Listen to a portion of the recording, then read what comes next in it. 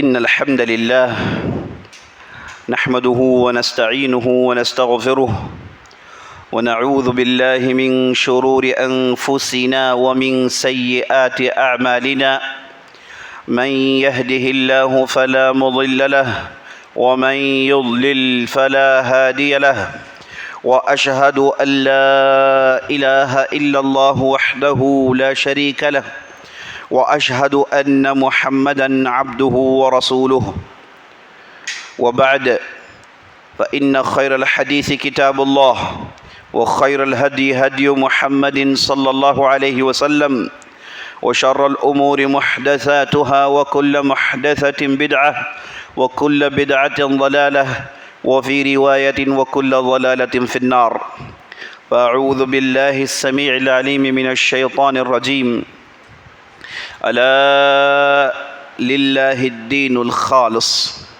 وقال عليه الصلاة والسلام إن الله طيب لا يقبل إلا طيبا وقال عليه الصلاة والسلام يد الله مع الجماعة. تمام قسم کی تعریفیں، وہ بڑائی، وہ بزرگی اللہ رب العالمین کے لیے ہے جو مالک ارض و سما ہے، خالق کائنات ہے، مدبر حقیقی ہے، مالک حقیقی ہے. کروڑہا درود و سلام ہو محمد الرسول اللہ صلی اللہ علیہ وسلم پر، جنہیں اللہ سبحانہ و تعالیٰ نے سارے کائنات کے لیے رحمت بنا کر مبعوث کیا. میں اللہ رب العزت کی بارگاہ میں دعا گو ہوں کہ اللہ سبحانہ و تعالیٰ جس طرح ہمیں اس مبارک مقام میں ان مبارک چہروں کے ساتھ چند مبارک نصیحتوں کے ساتھ جمع کیا ہے، اسی طرح ہمیں جنات الفردوس میں جمع کریں، آمین یا رب العالمین. یہ بڑی خوشی اور مسرت کی بات ہے کہ اس مسجد میں فی الحال جماعت کے ساتھیوں کے ساتھ چند باتیں سننے سنانے کا ایک موقع فراہم کیا جا رہا ہے، اور مجھے ہمیشہ بہت خوشی ہوتی ہے جب میں آپ جیسے حضرات سے مل بیٹھتا ہوں، کیونکہ آپ حضرات کی خوبیاں کچھ انوکھی ہیں اور بعض ایسی امتیازی حیثیتیں ہیں جو عام لوگوں کو وہ چیزیں میسر نہیں آتی. پہلے تو یہ ہے کہ اللہ سبحانہ و تعالیٰ نے دین کا شعور دیا، دین پر عمل کرنا، اپنے گھر والوں کو دین میں داخل کروانا، دین پر عمل کرنے کا جذبہ ابھارنا، دین پر چلنا، یہ فی ذاتی ہی بہت بڑی بات ہے. اگر آپ مسلمانوں کی جو بڑی تعداد ہے اس میں سے جو دیندار طبقہ ہے انہیں آپ چن کر نکالیں گے تو مسلمانوں میں عزیز ساتھیوں 5% بھی نہیں ہے. دینداروں کی بات کر رہا ہوں میں، جو پنجگار نماز کے پابند ہے، جو صوم و صلاۃ کے پابند ہے، جو دین کے معاملات کو لے کر سیریس ہیں، آپ کو 5% بھی نہیں آئیں گے. یہ عام دین پسند لوگوں کی بات کر رہا ہوں میں. اب اس میں سے آپ لوگوں کی خوبی یہاں نمایاں ہوتی ہے کہ ان میں جو دیندار ہیں ان میں کتنے ایسے ہیں جو صحیح منہج میں چلنا پسند کرتے ہیں، صحیح توحید کو اپنی زندگی میں اپنائے ہوئے ہیں، پیارے نبی صلی اللہ علیہ وسلم کی سنت کی پیروی اپنی زندگی کا شیوا بنائے ہوئے ہیں. ان کی تعداد اس 5% میں کتنی ہے؟ میں کہوں گا کہ اس میں سے 5% ہے، ورنہ دینداروں کی بہت بڑی تعداد ہمارے معاشرے میں. عمل میں تو دین ہے، لیکن بات جب عقیدے کی آتی ہے، بات جب منہج کی آتی ہے تو آپ دیکھتے ہیں بالکل ان کا نالج صفر ہوتا ہے، زیرو ہوتا ہے. دیکھیں گے عمل کرنے کا جذبہ ہے کہ تہجد گزار ہیں ماشاءاللہ، عمل کرنے کا جذبہ کہ نکل جاتے ہیں دیہاتوں میں، گاؤں میں، مسجدوں میں رکتے ہیں، اور پتہ نہیں مختلف انہوں نے ان قافلوں کے نام دے رکھے ہیں اب دین کا جذبہ تو ہے، اس میں ذرا برابر بھی انکار نہیں، لیکن آپ ان سے پوچھئے کہ کون سی سنت قابل قبول ہے اور کون سی چیز جسے دوسرے سنت کہتے ہیں وہ بدعت میں شمار ہوتی ہے، اس کے بارے میں آپ دیکھیں گے کوئی انڈرسٹینڈنگ نہیں ہے، کوئی سمجھ نہیں ہے۔ توحید کے اہم باتیں، اللہ پر ایمان کے تعلق سے باتیں، اور اس کے بعد اللہ کے رسول صلی اللہ علیہ وسلم کی سنت کو لے کر بہت ساری بنیادی باتیں۔ دین کا جذبہ تو ہے، عمل پیرا بھی ہیں، لیکن ان چیزوں سے ان کی آستینیں کوری ہیں، نہیں معلوم۔ اب ایسا بھی طبقہ ہے جو دیندار ہے، دین پر عمل کرنا پسند کرتا ہے، لیکن دین کے تعلق سے بالکل معلومات نہیں ہے۔ تو میں کہہ رہا ہوں کہ ان دینداروں میں جو صحیح النہج میں ہے، صحیح العقیدہ میں ہے، توحید کو پسند کیے ہوئے، ان کی بھی تعداد اس میں سے بھی کم ہو جاتی ہے۔ اب جن کے پاس دینداری ہے، توحید کو اپنانے کا جذبہ ہے، صحیح سنت پر عمل کرنے کا وہ شیوا ہے، ان میں سے کتنے ہیں جو اس توحید اور اس سنت، اس منہج کو دوسروں تک پہنچانے کی کوشش میں جڑے ہوئے ہیں، اس کے لیے وقت نکالتے ہیں، اس کے لیے مل بیٹھتے ہیں، اس کے لیے قربانیاں دیتے ہیں، جسے ہم دعوت اور تبلیغ کا کام کہتے ہیں۔ یہ جو دین پسند، توحید پسند، سنت پر پیرا، ان میں سے یہ جذبہ رکھنے والوں کی تعداد اور بھی کم ہو جاتی ہے۔ تو اس اعتبار سے یہ جو مجلس ہے ہماری، یہ اس 5% میں سے، اس میں سے جو 5% ہے اور اس میں سے جو 5% ہے، ان جیسے کریم لوگوں پر مشتمل ہے ماشاءاللہ، جو دین پر عمل کرنے کا جذبہ رکھتے ہیں، توحید کی نشر و اشاعت کا جذبہ رکھتے ہیں، اور اس کے بعد جمعیت اور جماعت سے جڑے ہوئے ہیں۔ تو یہ بہت ہی بڑی بات ہے، بہت ہی ایسی بات ہے جس کے لیے قربانیاں دینی پڑتی ہیں۔ تو اس اعتبار سے یہ جو ہماری مجلس ہے بہت ہی اہمیت والی ہے، اور ایسے کریم لوگوں کے ساتھ مل بیٹھنے کا جن لوگوں نے بھی موقع فراہم کیا ہے، میں ان کا شکر گزار ہوں۔ اللہ سبحانہ و تعالیٰ سے دعا کرتا ہوں کہ اللہ سبحانہ و تعالیٰ ہمارے دلوں کو جوڑے۔ عزیز ساتھیوں، بزرگوں اور جماعت کے ہم نواؤں، ایک بات ہمیں اچھی طریقے سے یاد رکھ لینی چاہیے، وہ یہ ہے کہ دین کا کام کرنے کے لیے، دین سے جڑ کے رہنے کے لیے اور جماعت کے شکل میں رہنے کے لیے، ایک مقصد کے ساتھ جڑنے کے لیے ایک تعلق کی ضرورت ہے، اور وہ تعلق ہے دلی تعلق۔ کسی کاغذ میں آپ نے سائن کر لیا تو آپ نے کاغذ دیا، آپ ممبر بن گئے، یا پھر فلاں کے کہنے سے آپ آ گئے، فلاں سے تعلق ہے تو آپ شامل ہو گئے، فلاں سے کدورت ہے تو آپ نکل گئے۔ یہ اگر ایسے تعلقات ہیں تو یاد رکھ لیجیے کام ہوتا نہیں ہے۔ کام کب ہوتا ہے؟ جب آپ ایک دوسرے سے محبت کریں، ایک دوسرے سے دلی لگاؤ ہو، تبھی کام ہوتا ہے، اس کام میں برکت ہوتی ہے۔ دیکھیے اللہ سبحانہ و تعالیٰ نے اللہ کے نبی صلی اللہ علیہ وسلم سے کیا کہا؟ وَلَوْ أَنفَقْتَ مَا فِي الْأَرْضِ جَمِيعًا مَا أَلَّفْتَ بَيْنَ قُلُوبِهِمْ وَلَكِنَّ اللَّهَ أَلَّفَ بَيْنَ قُلُوبِهِمْ۔ اللہ کہتا ہے اے نبی صلی اللہ علیہ وسلم، اگر آپ زمین میں جتنی بھی دولت ہے ساری خرچ کر ڈالتے اس واسطے کہ آپ کے جو اصحاب ہیں ان کے دل جڑ جائیں، تو یاد رکھنا یہ ہونا ممکن نہیں ہے۔ یہ اللہ کی ذات ہے جس نے ان لوگوں کے دلوں کو جوڑا ہے۔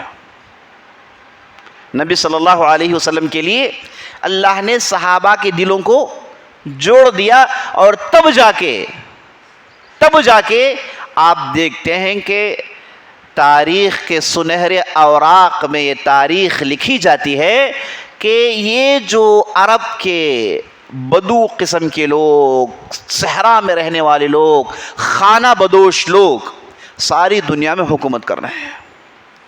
جہاں کہیں بھی پہنچے اسلام کے جھنڈے کو گڑا، ان کے اندر اچانک اتنی نمایاں خوبی کہاں سے پیدا ہو گئی؟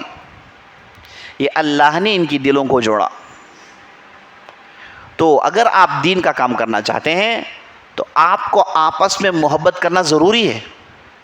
اب محبت کرنے کے لیے آپ جو کریٹیریا بناتے ہیں نا، آپ کہتے ہیں کہ بھائی یہ جو کہتے ہیں کہ بھائی یہ ایسا ہو، یہ آدمی ایسا ہو، یہ آدمی ایسا ہو، نہیں چلے گا۔ آپ کو للہ فی اللہ محبت کرنی ہے۔ یہ جو صاحب میرے ساتھ بیٹھے ہیں اس جگہ، وہ کیوں بیٹھے ہیں؟ ان کا کیا جذبہ ہے؟ وہ اس جگہ آئے کیوں ہیں؟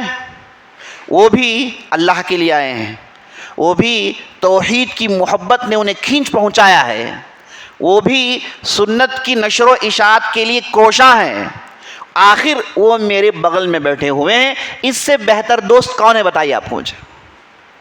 دنیا میں آپ مختلف جگہوں میں جاتے ہیں، آپ اپنے کاروبار میں لگے ہوئے ہیں، کاروبار میں لوگوں سے تعلقات پیدا ہوتے ہیں، لین دین میں تعلقات پیدا ہوتے ہیں۔ وہ تعلقات کیا ہیں؟ دنیاوی ہیں، بس آپ نے کچھ دیا، کچھ خریدا، تعلقات بن گئے۔ اڑوس پڑوس میں لوگ ہیں، کس لیے تعلقات ہیں؟ کیونکہ اڑوس پڑوس میں ہیں، ہے کہ نہیں؟ میں کالج پڑھتا ہوں، کالج میں لوگ جمع ہوئے، کیوں آئے بھائی؟ وہ کالج پڑھنے کے لیے آیا تو میرے سے دوستی ہو گئی۔ تو دنیا میں آپ دیکھتے ہیں جہاں کہیں بھی لوگوں کے تعلقات کسی نہ کسی دوسرے ایک سبب سے ہوتے ہیں، لیکن یہاں آپ کے تعلقات ان سے للہ فی اللہ ہوئے ہیں۔ وہ کیوں آئے ہیں؟ وہ بھی دین کی خدمت کرنا چاہتے ہیں۔ یہ جو آپ کے بغل میں بیٹھے ہوئے ہیں، کس جذبے نے کھینچ کر پہنچایا ہے؟ یہی اللہ کے رسول کی محبت۔ میں پوچھتا ہوں اس سے بہتر آدمی دنیا میں آپ کو کہاں ملے گا دوستی کرنے کے لیے؟ یہ شعور ہمارے اندر پیدا ہونا چاہیے۔ یہ مت دیکھیے کہ بھائی وہ کیسے بات کرتا ہے، یہ مت دیکھیے کہ بھائی اس کے دل میں کیا سوچ ہے، دل کے گہرائی میں کیا ہے۔ یہ ذمہ داری آپ کی ہرگز نہیں ہے، کیونکہ دلوں کے بھید اللہ ہی جانتا ہے، اسے بھرپور واقف اللہ کی ذات ہے۔ آپ تو یہ دیکھیں گے کہ بھائی یہ میرا بھائی آیا ہے دین کی خدمت کرنے کے لیے، توحید کا سچا جذبہ لے کر آیا ہے، سنت کی پیروی کا سچا عقیدہ لے کر پہنچا ہے، تو یہ جو ہے اس سے بہتر کوئی ہو نہیں سکتا۔ یہ شعور صحابہ کے پاس تھا، یہ شعور صحابہ کے پاس تھا۔ اسی لیے ہم دیکھتے ہیں مختلف قبائل سے تھے، ان کا تعلق مختلف قبائل سے، کوئی اوس سے ہے تو کوئی خزرج۔ اوس و خزرج کون ہیں؟ یہ وہ قبائل ہیں اسلام آنے سے پہلے 100 سال تک لڑتے رہے۔ لڑائیاں کتنے سال کی؟ نسل در نسل، باپ بیٹے سے کہتا ہے کہ دیکھو یہ قبیلے والوں سے کبھی نہیں ملنا ہے، اور پھر وہ جب جاتا ہے تو وہ اپنے بیٹے سے کہتا ہے کہ نہیں، مر جاؤ گے ان سے لڑتے رہنا ہے۔ لڑ رہے ہیں کیوں؟ کس وجہ سے لڑائی نہیں معلوم، باپ نے کہہ دیا لڑ رہے ہیں، جاہلیت کا طریقہ۔ نسل در نسل جو لڑائی چل رہی تھی یہ تھے اوس اور خزرج۔ اور جب نبی صلی اللہ علیہ وسلم آئے تو ہم دیکھتے ہیں اوس میں سے صحابہ نکل آتے ہیں، خزرج میں سے صحابہ نکل آتے ہیں۔ اب ان دونوں کے تعلق اتنے گہرے ہو گئے، اتنے اللہ کے لیے ان لوگوں نے محبتیں کی کہ اللہ اکبر، یہ جو اسلام کو آج ہم اس جگہ بیٹھ کر، کہاں بیٹھے ہوئے؟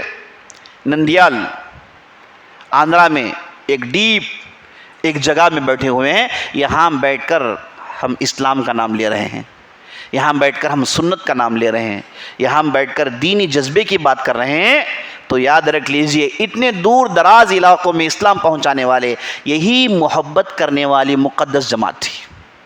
تو عزیز ساتھیو، آج ہمارے اندر جو بہت بڑی کوتاہی جو میں دیکھتا ہوں یہ ہے کہ ہمارے یہاں دلی تعلقات نہیں ہیں، ہم ایک دوسرے کی خامیوں پر نظر رکھتے ہیں۔ صحابہ کی جماعت ایک دوسرے کی خوبی میں نظر ہوتی تھی۔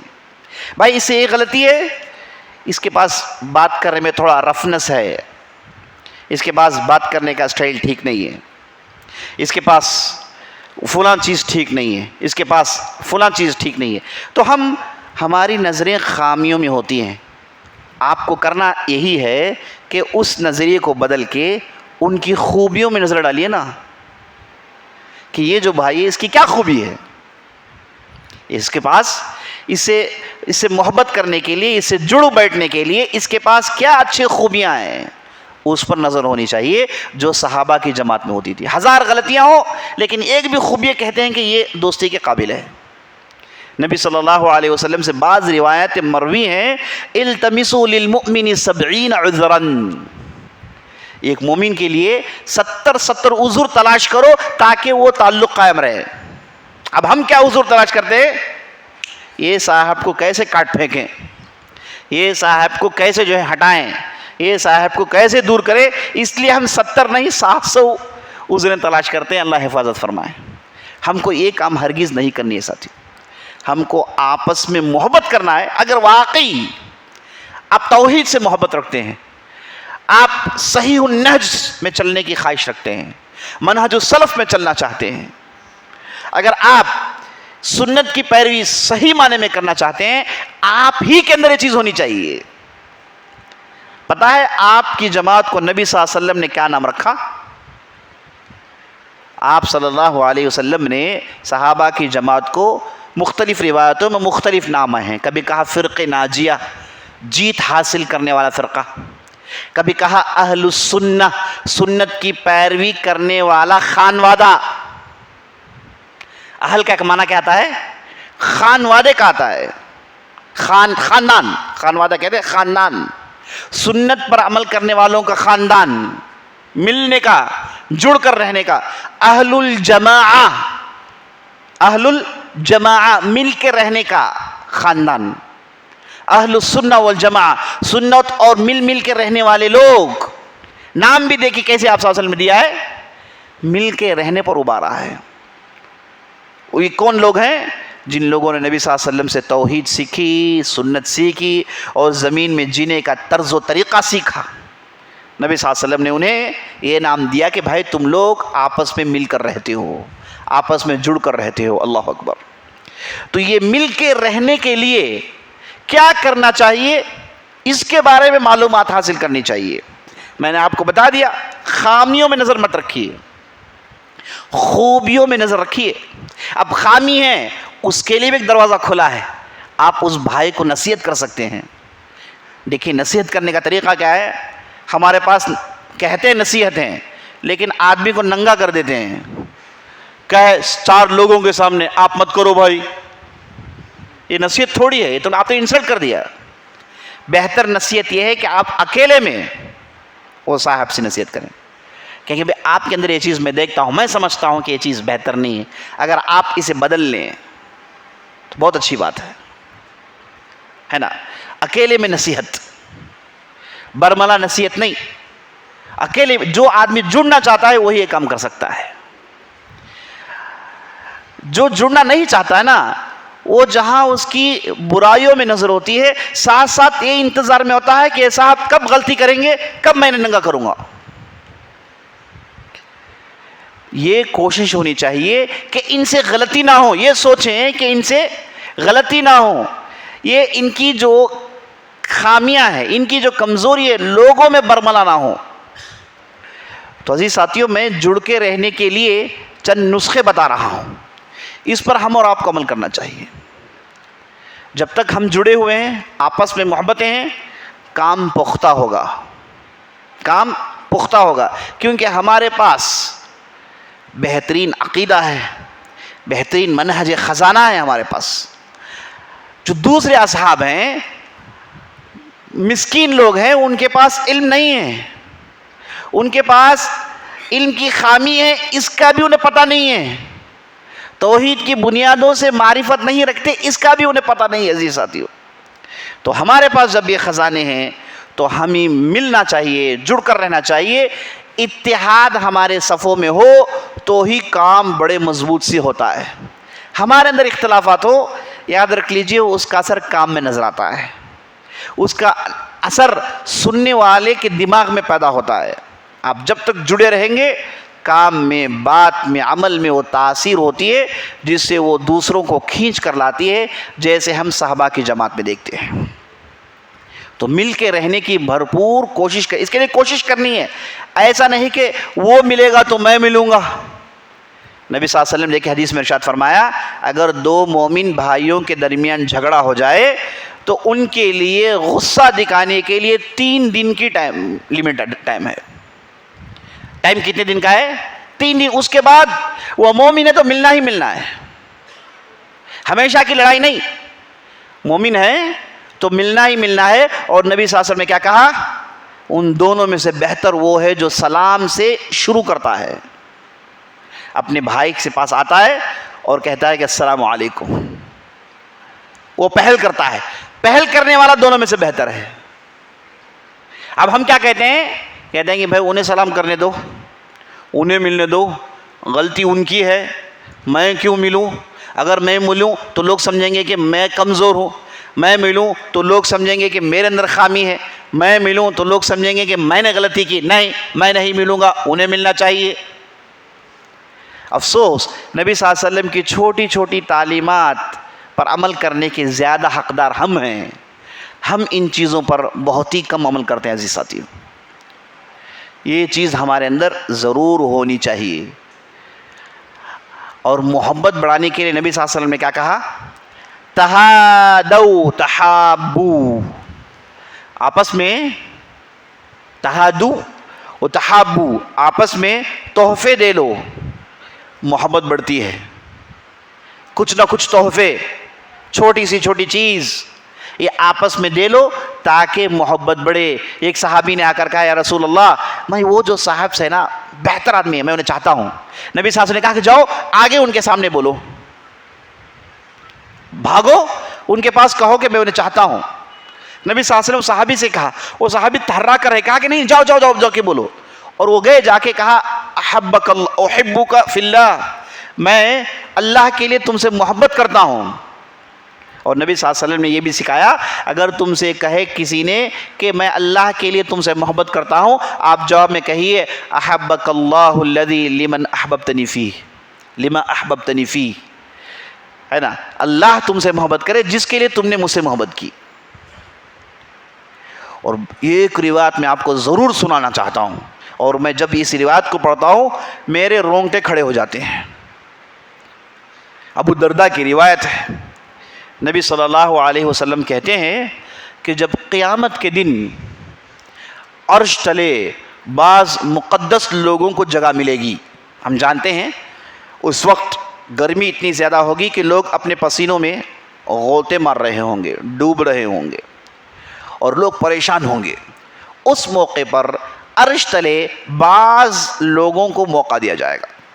وہ بڑے ٹھنڈی ہواؤں میں, مسندوں میں, رونقدار چہروں کے ساتھ, اطمینان کے ساتھ, حشاش بشاش بیٹھے ہوں گے. نبی صلی اللہ علیہ وسلم کہتے ہیں کہ ان میں سے ایک کیٹیگری کے وہ لوگ ہوں گے جنہوں نے کانوا یتحابون فی اللہ ویتزاورون فیہ. ان میں سے کیٹیگری یہ ہے کہ یہ وہ لوگ ہیں جو زمین میں اللہ کے لیے آپس میں محبت کرتے تھے, آپس میں ایک دوسرے کی زیارت کر لیتے تھے, آپس میں ایک دوسرے سے ملتے تھے. یہ وہ لوگ ہیں. صحابہ پوچھتے ہیں یا رسول اللہ, اللہ کے لیے محبت کرنا, اللہ کے لیے آپس میں زیارت کرنا اتنے بڑے مقام کو پہنچا دے؟ کہا کہ ہاں, کیونکہ اللہ کے لیے محبت کرنا اس میں بہت زیادہ قربانیاں دینی پڑتی ہیں. اللہ کے لیے ایک دوسرے کی زیارتیں کر لینا اس میں بہت بڑی قربانی کا عنصر نمایاں ہوتا ہے, آسان چیز نہیں ہے. تو اس لیے بدلہ یہ کہ انبیاء, صلحاء, شہداء, صالحین جہاں ان مسندوں میں بیٹھے ہوں گے وہاں پر یہ لوگ بھی ہوں گے جو اللہ کے لیے ایک دوسرے سے محبت کرتے تھے. اللہ اکبر, کتنی بڑی بات ہے, دیکھیے کتنی عظیم, کتنی پختی گہری بات ہے. دیکھیے کہ یہ اگر ہو جائے تو سارے دوسرے کام ختم. اور نبی صلی اللہ علیہ وسلم نے اس کا انتظام کیسے کیا؟ اخوت بڑھانے کے لیے مدینہ پہنچے. کہاں پہنچے؟ مدینہ پہنچے تو پہلا کام یہ کیا کہ بھائی انصار اور مہاجر ان دونوں میں اخوت ہونے کی ضرورت ہے. یہ لوگ مکے سے آئے ہیں اور یہ لوگ مدینے والے ہیں, دونوں کی طبیعتیں مختلف. وہ تاجر لوگ, یہ کسان لوگ, وہ گرم لوگ, یہ نرم لوگ, ان دونوں میں فرق ہے. یہ آپس میں ملنا مشکل ہے. تو نبی صلی اللہ علیہ وسلم نے کہا بھائی یہ انصاری آپ آ جاؤ, ایک مہاجر آپ آ جاؤ, تم دونوں آج کے بعد بھائی بھائی ہو. سعد بن ربیع کو بلایا، عبد الرحمن بن عوف کو بلایا، کہا کہ اور نبی صلی اللہ علیہ وسلم نے مزاجوں کو دیکھ کر لوگوں کو جوڑا. اور سعد بن ربیع جیسے ہی عبد الرحمن بن عوف کے بھائی بن گئے اور انہوں نے جو قربانی دی تو ہم نے کئی مرتبہ سنتے رہتے ہیں مجالس میں. انہوں نے کہا کہ 2 گھر ہیں، گھر آپ لے لو، 2 بیویاں ہیں، 1 طلاق دے دیتا ہوں، آپ لے لیں نا، 1 سے شادی کر لینا. کیونکہ بستی چھوڑ کر آئے ہیں اور جس عالم میں مہاجرین مکہ چھوڑے ہیں وہ کوئی معمولی معاملہ نہیں تھا، سب کچھ چھوڑ دیے تھے ان لوگوں نے. یعنی ہجرت صرف زمین کی نہیں، دولت، جائیداد، رشتہ دار، لگاؤ، سب کو چھوڑ دیا تھا. ننگے ہاتھ ننگے پیر نکل کر آ گئے. کچھ تھا نہیں ان لوگوں کے پاس، سر چھپانے کے لیے چھت نہیں تھا، سیدھے مدینہ آ گئے اللہ کے لیے. تو نبی صلی اللہ علیہ وسلم نے ایسی اخوت کا انتظام کیا کہ سارے کے سارے مہاجر اب مدینہ میں ہیں لیکن مکہ انہیں یاد نہیں آ رہا ہے. اس حد تک محبت کا ماحول آپ صلی اللہ علیہ وسلم نے پیدا کر دیا. تو بعد میں یہود کے معاملے میں نظر ڈالا، بعد میں دوسرے کام. اب بدر کی لڑائی آنی ہے، احد کی لڑائی، احزاب، تبوک، فتح مکہ، حدیبیہ، یہ بڑے بڑے مواقف پیش آنے والے ہیں. ان میں اگر ان دونوں کے درمیان تعلقات نہیں تو معاملہ نہیں ہوگا. تو آپ صلی اللہ علیہ وسلم نے فوراً اس کا انتظام کیا. بہت ساری احادیث میں جس میں نبی صلی اللہ علیہ وسلم نے مل کے رہنے پر ابھارا اور آپس میں عفو درگزری، ایک کو معاف کرنے کے بارے میں کتنی احادیث نبی صلی اللہ علیہ وسلم نے سنائیں ہے نا. دوسروں کی خوبیوں میں نظر ڈالے، کتنے احادیث نبی صلی اللہ علیہ وسلم نے سنائے. تو یہ جب تک ہم مل کر نہیں رہیں گے، دل ہمارے نہیں جڑیں گے، عزیز ساتھیوں، کام نہیں آگے بڑھے گا، کام ہرگز آگے نہیں بڑھے گا. ہم وہیں کے وہیں رہ جائیں گے. آپ کہیں گے کہ بھائی کام تو آگے بڑھ رہا ہے. میں کہوں گا کہ کام آگے بڑھنے کی وجہ وہ کتاب و سنت کی تاثیر ہے. وہ اپنے اندر یہ خوبی رکھتی ہے کہ خود آگے بڑھے. لیکن اگر ہم نے اس محبت اور اخوت، اس جماعت کا مظاہرہ کیا تو اللہ اکبر، کام کی تیزی میں 4 چاند لگ جائیں گے. دوسری بات جو میں آپ کے سامنے رکھنا چاہتا ہوں وہ یہ ہے کہ اخلاص، خلوص نیت ایک بہت بڑا عمل ہے، بہت بڑا عمل ہے. خلوص نیت کیا مطلب؟ خلوص نیت کا یہ کہ میں جو بھی کام کر رہا ہوں اللہ کے لیے کر رہا ہوں، اس میں کسی کو دکھانا، کسی کو خوش کرنا، کچھ کریڈٹ لینا، اپنی تعریف کا دکان کھولنا نہیں. للہ فی اللہ کام کرنے کا جذبہ، اسے کہتے ہیں خلوص نیت. اور عملوں میں جو عمل صرف اللہ کے لیے ہیں وہی اللہ کے پاس مقبول ہے. یاد رکھ لیجیے آپ، الا للہ الدین الخالص، خبردار لوگو، دین میں جو خالص پیور ہے یہی اللہ کے پاس مقبول ہے. ان اللہ طیب لا يقبل الا طیبا، اللہ پاک ہے اور صرف پاک چیزوں کو قبول کرتا ہے.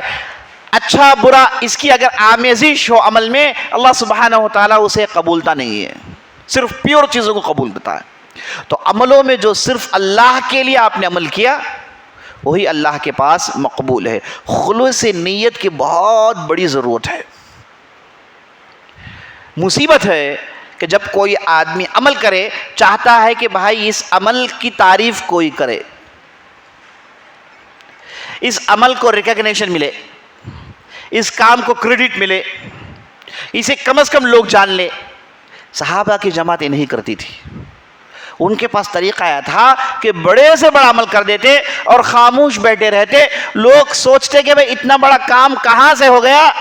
یہ اپنا نام بھی بتانا پسند نہیں کرتے تھے. عمل کرے آدمی، کسی کو دکھائے نہیں، خالص عمل، اس کی تلاش میں رہتے تھے.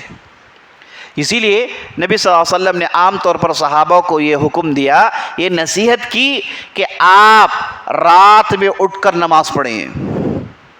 وہ اس لیے کہ رات میں کوئی دیکھتا نہیں ہے، چھپ چھپا کے پڑھی جانے والی عبادت ہے. اور اللہ سبحانہ و تعالیٰ کو یہ عمل اتنا پسند ہے کہ اس وقت آدمی جو بھی مانگتا ہے اللہ دے دیتا ہے. اس وقت جو بھی مانگتا ہے اللہ سبحانہ و تعالیٰ اس چیز کو عطا کر دیتا ہے، کیونکہ اس نے مکمل خلوص نیت کا مظاہرہ کیا. عمل کیا کسی کو نہیں دکھایا. اے کاش ہمارے اندر یہ جذبہ پیدا ہو جائے, عمل کریں, کام اچھا ہو جائے, میرا نام نہ آئے. یاد رکھ لیجئے یہ یقین اور ایمان کا بہت بڑا درجہ ہے. ابن القیم رحمۃ اللہ علیہ کہتے ہیں, چونکہ بہت بڑے عالم تھے, ساری دنیا انہیں جانتی تھی, جب بھی بازار جاتے لوگ ان کے سامنے آ کر جھک جھک کے سلام کرتے تھے, تو کہتے ہیں کہ میری خواہش یہ ہے کہ جو بھی کار خیر میں کر سکتا ہوں کروں, اور لوگوں کو میں پتہ ہی نہ چلوں, لوگوں کے پاس میرا نام ہی نہ آئے لیکن کام ہو جائے. یہ میری گہری خواہش ہے.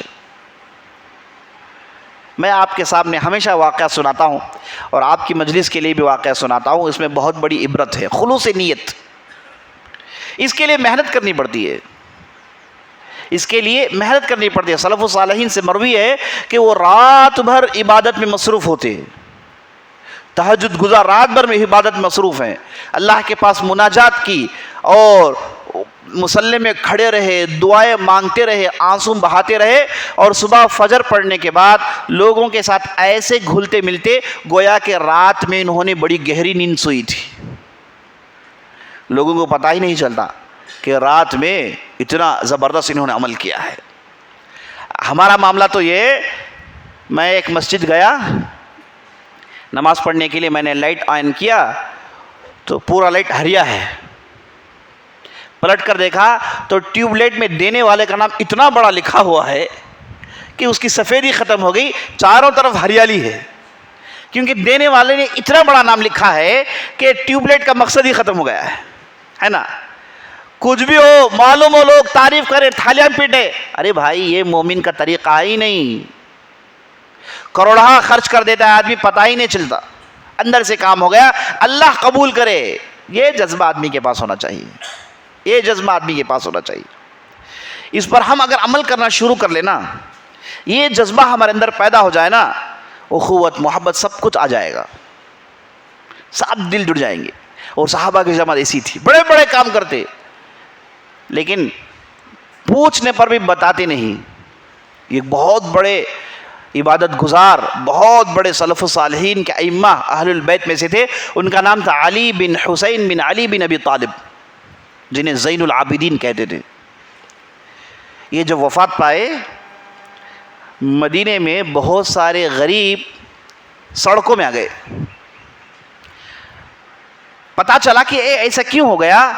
یہ وہ آدمی تھے جو رات کے اندھیریوں میں راشن اپنے کھانے میں رکھ کر غریبوں کے گھروں کو پہچان کے ان کے دہلیزوں میں یہ راشن پہنچا دیتے تھے. کسی کو پتہ نہیں چلتا تھا کہ یہ راشن پہنچانے والے زین العابدین ہیں, جب تک کہ وفات نہیں پا گئے. ان کی وفات ہوئی تو لوگوں کو معلوم ہوا کہ گھروں کے دہلیزوں میں جو راشن رکھے جاتے تھے وہ رکھنے والے یہی آدمی ہیں.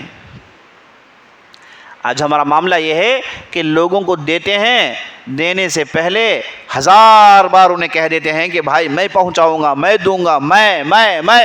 آدمی کہتا ہے کہ بھائی آپ مت دو, آپ کی دینے کی ضرورت ہی نہیں ہے. اب اس پر مصیبت یہ ہے کہ کسی سے کچھ مدد کر دیا, احسان اتنا جتایا, 100 روپے دیے, 1000 روپے کا احسان جتوا لیا. میں نے تمہیں دیا کہ نہیں دیا, کون دیا تمہیں, میں نے دیا, یہ کہہ کے اسے برباد کر دیتے ہیں. یہ ہمارے طور طریقے عزیز ساتھیوں, یہ صحابہ کے طریقے نہیں. آپ عمل کریے, اسے چھپائیے, ذرا بھی کسی سے کریڈٹ مت لیجیے. ماں عائشہ رضی اللہ عنہ کا طریقہ یہ ہوتا تھا کہ اگر ان کے پاس کوئی محتاج آئے تو اسے وہ صدقہ کرتی.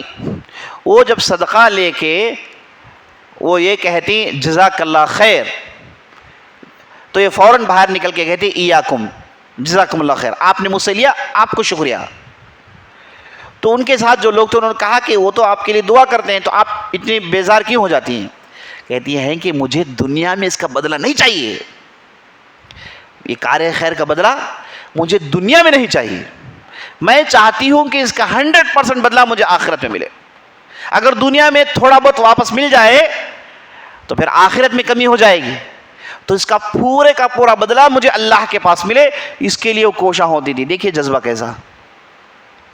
عزیز ساتھیوں, لوگوں کی تعریف کے لیے آپ کچھ کریں گے. میں پوچھتا ہوں کہ یہ جو زبانیں جو اب تعریف میں چل رہی ہیں یہ عنقریب آپ کی مذمت میں بھی چل سکتی ہیں, آپ کے خلاف میں چل سکتی ہیں. تو لوگوں کی زبانوں کے لیے کچھ مت کریے, یہ زبانیں بدلتی رہتی ہیں. آج تعریف کرے گی, کر مذمت کریں گی. ان کے لیے کرنا بے وقوفی ہے.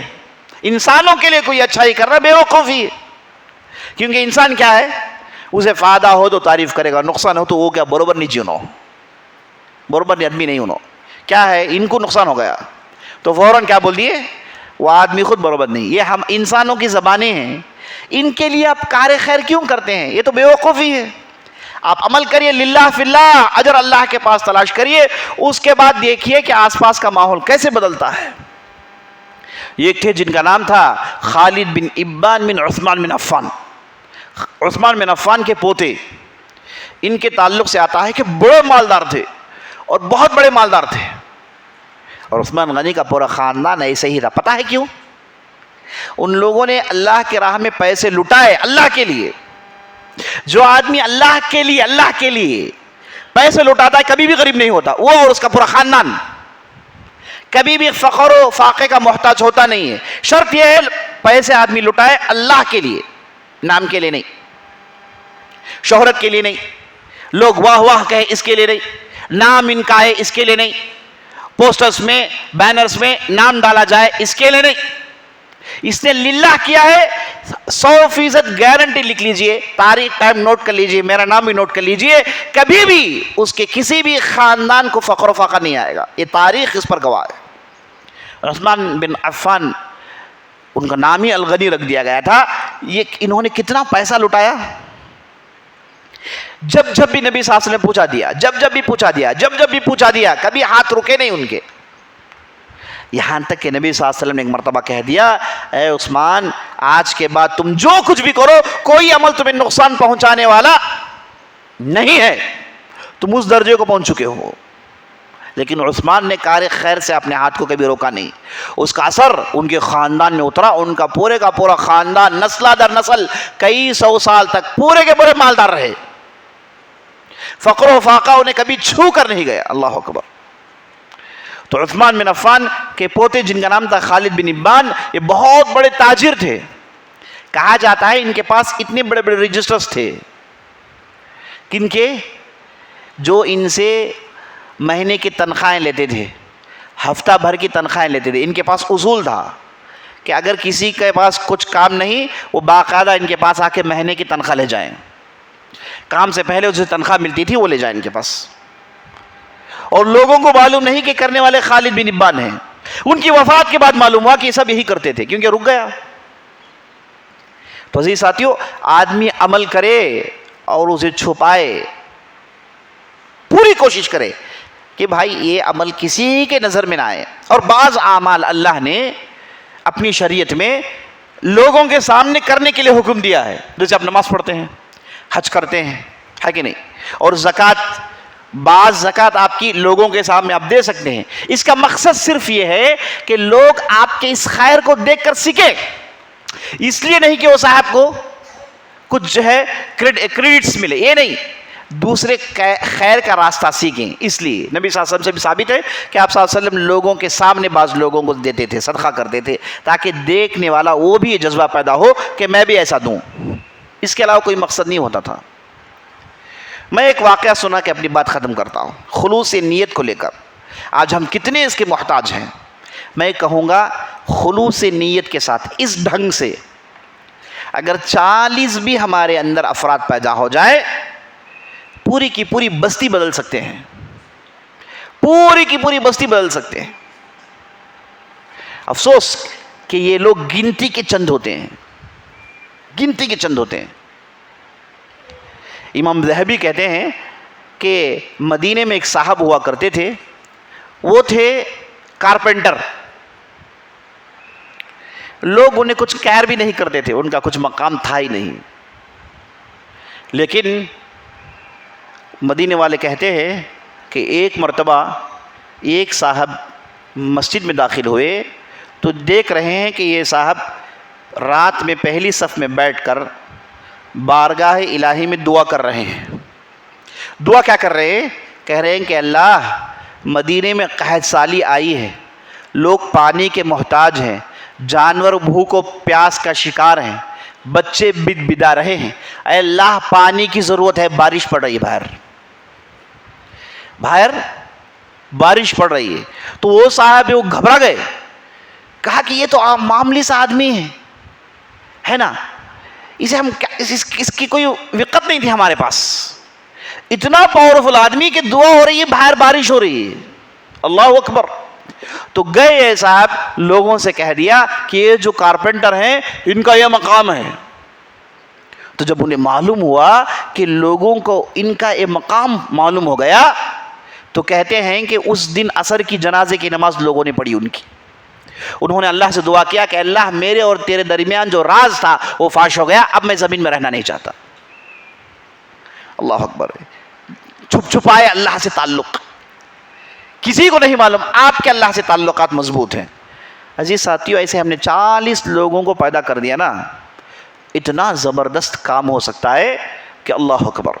ایک واقعہ میں سنا دیتا ہوں، وہ واقعہ ہے مسلمہ بن عبد الملک۔ عبد الملک بہت بڑے خلیفہ گزرے ہیں، ان کے 10 سے زیادہ بیٹے تھے، ان میں سے ایک بیٹے تھے جن کا نام مسلمہ بن عبد الملک، وہ جہاد کے میدان کو اپنے زندگی کا مشغلہ بنا لیا۔ اب دوسرے بھائی پالیٹکس میں تھے، انہوں نے ہمیشہ حدود میں اللہ کی راہ میں لڑنا، یہ انہوں نے مشغلہ بنا لیا، اللہ کی راہ میں ہمیشہ لڑتے تھے، اور ایک بہت بڑے سپہ سالار تھے، ان کے ماتحت اللہ کی راہ میں لڑنے والے مجاہدین کی بہت بڑی تعداد تھی۔ کہا جاتا ہے کہ رومی علاقے میں یہ قلعہ فتح کرنا تھا، اب یہ قلعہ فتح کرنے کے لیے یہ لشکر لے کر گئے، اور اس قلعہ کو فتح کرنے کے لیے اسے گھیر لیا، اس کا محاصرہ کر لیا۔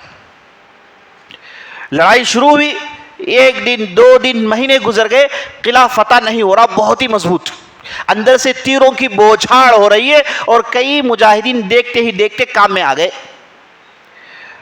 تو ایک مرتبہ مسلمہ بن عبد الملک نے سارے مجاہدین کو جوڑ کر کہا کہ آپ لوگ دیکھ رہے ہو معاملہ کتنا سنگین ہے، اس موقع میں اگر کوئی اللہ کا بندہ پوری پھرتی لگا کے قلعے کے اندر چلے جائے کسی بھی طریقے سے، اور اندر سے قلعے کے دروازے کو کھول دے، تو اس کے لیے اتنا بڑا انعام رقم اعلان کیا۔ اسے فقہ میں کہتے ہیں جعل، جو کہ جائز ہے۔ کسی بھی ایک ذمہ دار کو یہ کہنا جائز ہے کہ بھائی آپ اگر وہ کام کریں گے آپ کے لیے فلاں تحفہ، فلاں رقم، اسے کہتے ہیں جعل، یہ جائز ہے۔ خاص طور پر جہاد کے میدان میں پرانے جو سپہ سالار ہوتے تھے وہ کیا کرتے تھے تاکہ لوگوں کے اندر وہ انٹرسٹ پیدا ہو۔ تو انہوں نے بڑی رقم کا اعلان کیا اور کہا کہ اگر کوئی یہ کر دکھاتا ہے اس کے لیے یہ ہے۔ اب دوسرا دن جب شروع ہوا لڑائی کا، معرکہ جب شروع ہوا، رزم گاہ گرم ہوا، تلواروں کی مار کی جھنکار سنائی دی، تلواریں آسمان سے تیریں گرنے لگے۔ تو اس موقع پر ایک صاحب مسلمانوں کے صفوں کو چیرتے ہوئے نکلے، جن کا چہرہ ڈھانکا ہوا تھا، صرف ان کے آنکھیں نظر آ رہی تھی، صفوں سے چیر کر باہر نکلے اور ایسی بلا کی پھرتی دکھائی، ایسا سر ٹپ گھوڑا دوڑایا کہ چھلانگ لگائے، اور بڑی تیزی سے دیوار کے نیچے انہوں نے گڈھا کھودا، دیوار کے نیچے بڑی تیزی سے گڈھا کھوتے گئے اور پیچھے سے تیریں اوپر گر رہی ہیں چاروں طرف، اور بڑی تیزی سے کھوتے گئے، یہاں تک کہ انہوں نے ایک آدمی کے نکلنے کا جگہ بنا لیا، اور اس جگہ سے اس طرف نکلے اور پیچھے سے کانٹا کھول دیا۔ اب کھولنا تھا، آدھے گھنٹے میں قلعہ فتح ہو گیا، اندر جانا ہی باقی، اور مسلمان تھے اللہ پر ایمان رکھنے والے، قربانی دینے والے، کون ہے جو ان کا مقابلہ کر سکتا ہے؟ تو آدھے گھنٹے میں قلعہ فتح ہو گیا۔ تو اسی شام سارے مجاہدین کو بلایا، اور مسلمہ بن عبد الملک نے یہ اعلان کیا کہ کون ہے صاحب وہ آگے آئیں، آگے آ کے اس تحفے کو حاصل کریں۔ انتظار کر رہے ہیں کہ کوئی نہیں آ رہا، پھر اعلان کیا، کہا کہ آؤ تحفہ لے جاؤ، کوئی نہیں آیا، پھر اعلان کیا کہ آؤ، کوئی نہیں آیا، پھر سوچے کہ ہو سکتا ہے اس کے لیے رقم کم ہے، تو رقم کو دگنی چگنی کر دیا، کہا کہ آؤ، نہیں آئے. تو بعد میں مسلمہ کو معلوم ہوا کہ میں جس آدمی سے ڈیل کر رہا ہوں یہ پیسے دینار و درہم کا آدمی نہیں ہے, یہ آدمی دوسرے لیول کا آدمی ہے. اس کے بعد انہوں نے کہا کہ میں اللہ کا واسطہ دے کر کہتا ہوں, یہ جو بھی صاحب ہیں اگر وہ لوگوں کے سامنے آ نہیں چاہتے تو میرے خیمے میں فلاں وقت آ کے مجھ سے ملاقات کرنا, میں وہ صاحب کو دیکھنا چاہتا ہوں. اور گئے ان کے خیمے میں, ایک دن انتظار کیا, 2 دن انتظار کیا, تیسرے دن جھٹکے سے وہ صاحب اسی حلیے میں آئے, وہی آنکھیں, چہرہ نہیں دکھ رہا ہے. تو مسلمہ بن عبد الملک نے کہا کہ بھائی ڈھاٹا ہٹاؤ, ہم آپ کو دیکھنا چاہتے ہیں. وہ صاحب نے کہا یہ میں اس لیے آیا کہ تم نے اللہ کا واسطہ دیا, ورنہ میں تمہارے 58-54 کے لیے اتنی بڑی قربانی میں نے نہیں دی. یہ کہہ کے باہر نکل گئے, یہ کہہ کے باہر نکل گئے. آج بھی تاریخ کے صفحوں میں وہ صاحب کا نام کسی کو نہیں معلوم. بعد میں پوری زندگی مسلمہ بن عبد الملک کسی مسئلے میں پھنستے تو اللہ سے دعا کرتے ہیں کہ اللہ وہ ڈھاٹے والے کو میرے ساتھ قیامت میں جمع کرنا, یا پھر اس ڈھاٹے والے کے ساتھ میرا حشر کرنا. تاریخ کے اوراق میں کام باقی ہے, نام باقی نہیں, لیکن اللہ کے پاس بھرپور اجر ہے. پتہ نہیں کتنا اجر لوٹ کے لے جانے والے ہیں. ایک مرتبہ سعد بن ابی وقاص بہت بڑی لڑائی پرشیا میں لڑنے کے بعد, جیت حاصل کرنے کے بعد عمر بن خطاب کے پاس آئے. آ کر وہ رپورٹ دینے لگے, کہا کہ اس لڑائی میں ایسے ہوا, ایسے ہوا, ایسے ہوا, ایسے ہوا, ایسے موقعوں پر ہم نے جیت حاصل کیا, ایسے موقع پر ہمیں نقصان ہوا. اس کے بعد کہا سعد بن ابی وقاص نے ان لڑائیوں میں 1-2 نام میں بتا رہا ہوں اے امیر المومنین, بہت سارے نام ہیں جنہوں نے بہت کچھ کیا, ان کے مجھے نام بھی پتہ نہیں, میں آپ سے معافی چاہتا ہوں, میں آپ کو ان کے بارے میں بتا نہیں سکتا. تو عمر بن خطاب رضی اللہ عنہ کا چہرہ خوشی کے بجائے غصے میں سرخ ہو گیا. کہا کہ عمر جاننے والا کون ہے, عمر کو بتانے کی کیا ضرورت, عمر جان کر کرے گا کیا, عمر کا خدا جانتا ہے, عمر کا رب جانتا ہے کہ ان لوگوں نے جو کام کیا ہے للہ فی اللہ کیا ہے, وہی تو اجر دے گا, میں کیا دینے والا ہوں. تو عمر بن خطاب نے کہا کہ بھائی ان لوگوں نے اللہ کے لیے کیا ہے تو اللہ کے پاس انہیں اجر ملنے والا ہے, دنیا کے لوگ کیا اجر دیں گے, دنیا کے لوگ کیا تعریف کریں گے. یاد رکھ لیجئے دنیا کے لوگوں کے پیچھے مت جائیے, 100% نقصان ہوگا. آپ جو بھی کام کرتے ہیں للہ فی اللہ کریے, کسی کی تعریف ضرورت نہیں بھائی, کہ آپ کہیں پر بھی نام مت ڈالیے, کہیں تعریف کرنے کی ضرورت نہیں. یہ اگر آپ جذبہ پیدا کر سکتے ہیں عزیز ساتھیوں, بہت بڑا کام ہو سکتا ہے. یہ چند باتیں تھی جو میرے دماغ میں آئی آپ کے مبارک چہروں کو دیکھ کر, اس مبارک جماوڑے کو دیکھ کر, کہ میں ان باتوں کو آپ کے سامنے رکھوں. اللہ سبحانہ و تعالیٰ سے دعا کرتا ہوں کہ میں نے جو بھی کہا ہے, جو بھی سنا ہے, اس کے مطابق پہلے مجھے عمل کرنے کی توفیق بخشے, اس کے بعد آپ تمام حضرات کو اس پر عمل کرنے کی توفیق بخشے. ھذا باللہ توفیق وصلی اللہ علی نبینا محمد وعلی آلہ وصحبہ اجمعین. میں ہمارے عبد